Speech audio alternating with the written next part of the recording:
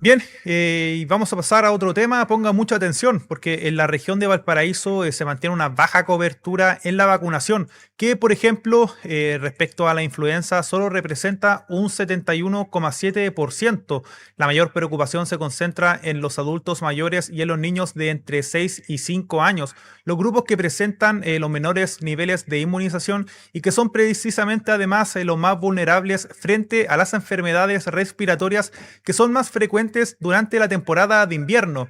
Para conversar de aquello, vamos a tomar contacto con el doctor Diego Encalada Cárdenas, epidemiólogo y especialista en salud pública, a quien saludamos a continuación. Doctor, muy buenas tardes, bienvenido a Giro Visual. Hola, buenas tardes, ¿cómo están? Hola, doctor, de inmediato le queremos preguntar, como comentamos recién, la región de Valparaíso presenta una cobertura de vacunación contra la influenza de solo un 71,7%, bastante por debajo del promedio nacional. ¿Qué factores podrían explicar este rezago regional?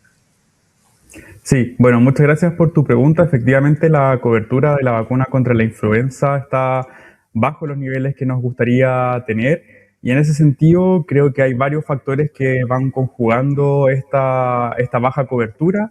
En primer lugar, ya venimos de un periodo post-pandémico donde tuvimos que administrar demasiadas vacunas a la población y la gente está un poco cansada de vacunarse. Y por otro lado, también tenemos estas posturas antivacunas que lo que hacen es instalar noticias falsas alrededor de la efectividad de las distintas vacunas. Por lo tanto, son estos dos factores que tenemos que tomar en consideración para que cuando hagamos campañas de vacunación podamos afrontarlas de buena manera. Claro, doctor, respecto a este bajo porcentaje regional, los grupos con menor cobertura son los adultos mayores y los niños de entre 6 y 5 años. ¿Por qué, si nos pudiera explicar, precisamente estos grupos están vacunándose en menor medida y qué riesgos implica precisamente esta situación?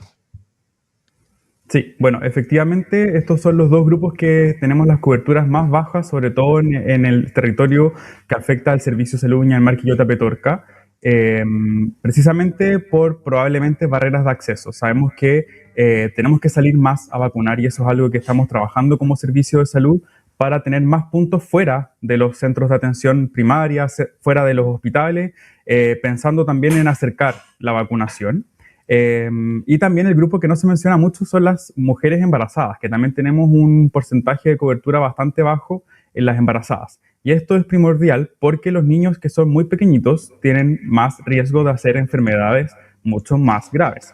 Y lo mismo por el lado de las personas mayores. Las personas mayores también tienen mayor riesgo de hacer neumonías por influenza, que requieran intubación, que requieran cama UCI, y lo mismo para las embarazadas. Entonces es vital que todas las personas que están viendo esto en este momento o los que nos están escuchando, que si ustedes tienen niños o niñas a su cuidado menores de entre los 6 meses y los 5 años, que no están vacunados, que acudan a los centros de vacunación y también las personas mayores, los mayores de 60 años, sobre todo si tienen enfermedades crónicas, es más vital todavía que se acerquen, que consulten en nuestras redes sociales donde podemos entregarles la vacuna. Doctor, usted como experto en salud pública, ¿se nos puede explicar bueno, las consecuencias que podría tener el no alcanzar esta meta que entiendo que es de 85% de cobertura antes del periodo de mayor circulación del virus, que por lo que entiendo ya estamos en ese periodo que es la temporada de invierno?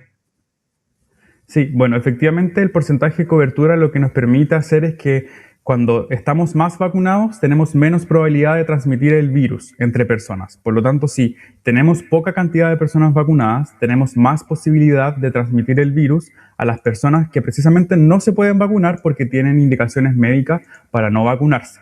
Entonces, si yo de un grupo de 100 personas tengo vacunado solamente el 70%, eso quiere decir 70 personas, tengo probabilidad de que las otras 30 personas tengan enfermedad grave por, en este caso, la influenza. Entonces, generamos este efecto de rebaño, de protección, cuando estamos más vacunados. Entonces, la idea es que las personas puedan vacunarse, las vacunas son seguras, generan este efecto protector no solamente contra la muerte por influenza, sino que también la posibilidad de caer hospitalizado y no solamente en una cama básica, sino que en camas que son de mayor complejidad, camas UCI, camas UTI. Eso es lo que nos protege la vacuna. Doctor, durante las vacaciones de invierno y precisamente durante esta temporada de invierno, aumenta la movilidad de las familias y las reuniones en espacios más bien cerrados. Respecto a esto, si nos pudiera entregar algunas recomendaciones para prevenir estos contagios, porque como comentábamos, la gente en esta temporada está mucho más encerrada en sus casas. Ujú. Sí, bueno, muchas gracias por la pregunta. Efectivamente hay algunas cosas que nosotros podemos realizar. Creo que la más importante es la ventilación. Y esto es lo que hemos aprendido después de la pandemia del COVID, que si estamos en espacios cerrados, la idea es que siempre tengamos una ventana abierta o mientras hacemos aseo de nuestra casa podamos ventilar, por ejemplo, la pieza, la cocina, el living, comedor, donde generalmente estamos más habituados a convivir. En segundo lugar, y aquí hago un llamado a toda la población, que cuando utilizamos el transporte público y estamos enfermos, lo ideal es que utilicemos mascarilla.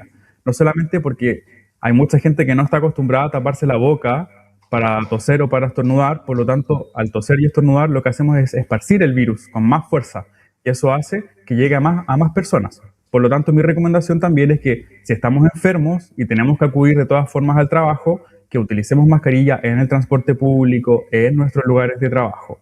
Y obviamente el lavado de manos. El lavado de manos es primordial. Ojalá siempre estar lavándose las manos apenas podamos, un minuto con frote vigoroso, con harto jabón o en su defecto que podamos utilizar el alcohol gel.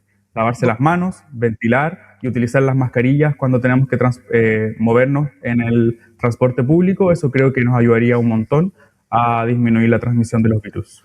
Doctor, y respecto a los niños y a los adultos mayores, que son precisamente los grupos de mayor riesgo durante esta temporada de invierno y precisamente los que tienen menor porcentaje de vacunación, ¿hay algunos cuidados especiales que se pueden dar a este grupo de riesgo?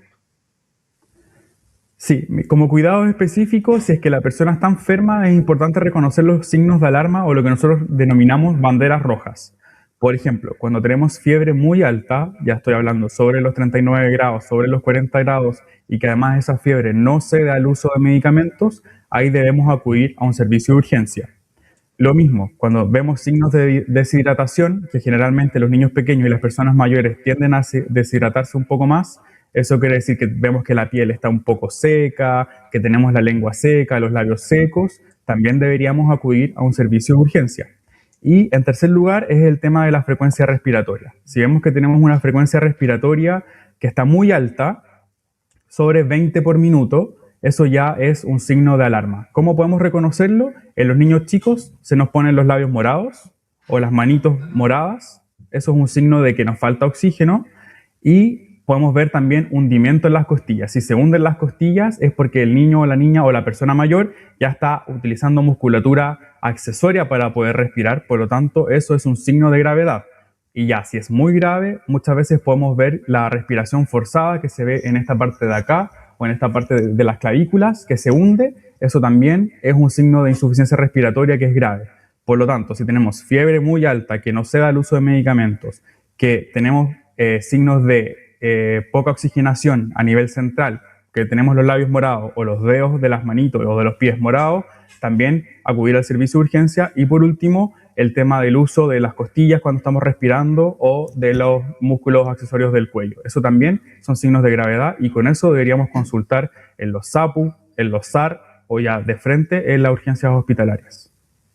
Doctor, respecto a estas bajas tasas de vacunación bajo el promedio nacional, respecto a la red asistencial, si nos pudiera comentar qué impacto podría tener esta baja de vacunación en la red asistencial en la región de Valparaíso durante las próximas semanas y durante todo lo que aún queda de temporada de invierno.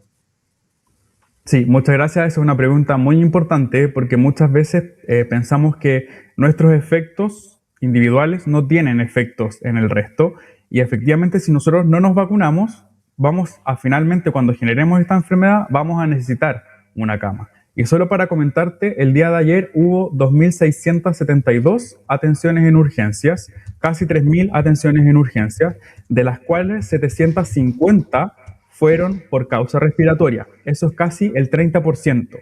Entonces, es decir, de casi, si consultaran 100 personas al servicio de urgencia, 30 fueron por causa respiratoria.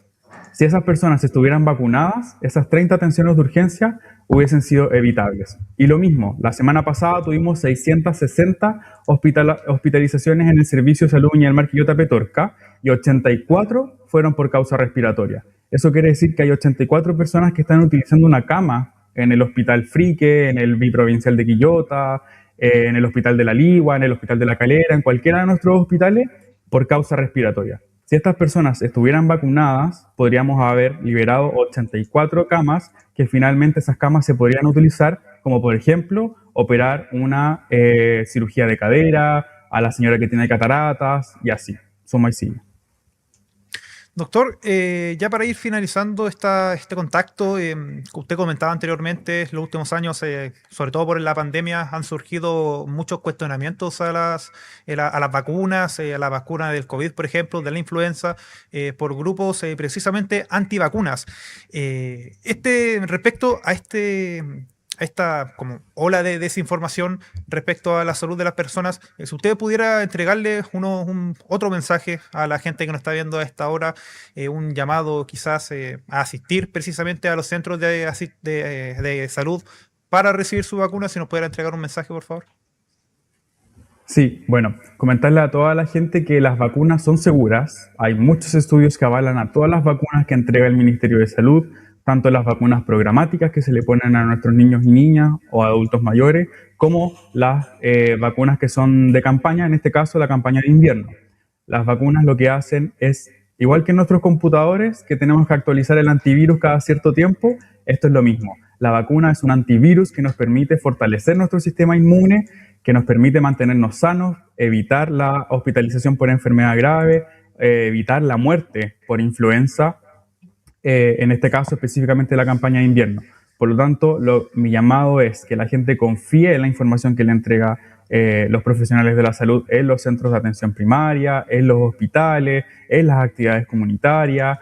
Y es importante que entiendan que si tienen alguna duda, es válido tener dudas, pero que la pregunten, que la verbalicen en los profesionales médicos, a las enfermeras, a las matronas, a los TENS que están capacitados para entregarles información respecto a la vacuna. La vacuna es segura, nos podemos sentir un poco mal un ratito, un día a lo más, nos va a doler un poco el brazo, podemos generar un poco de fiebre, pero es mejor tener una molestia por un día, por 2 días máximo, a que estar hospitalizados una semana, intubados en la urgencia del Frique, por ejemplo, o en la urgencia del Hospital Carlos Van Buren, no sabiendo si es que vamos a sobrevivir a la influenza o no. El llamado entonces es acercarse, a preguntar, que tengan la confianza absoluta en nuestros profesionales de la salud y que acudan a cualquier lado a vacunarse lo antes posible. Bien, entonces ahí está el llamado del doctor Diego Encalada Cárdenas, epidemiólogo y especialista en salud. Doctor, muchísimas gracias por conversar con los micrófonos de Giro Visual. Muchas gracias a ustedes, que estén bien. Muchas gracias. Bien, y con este contacto nosotros vamos a hacer una pequeña pausa comercial y ya volvemos con más Giro Visual Noticias Mediodía.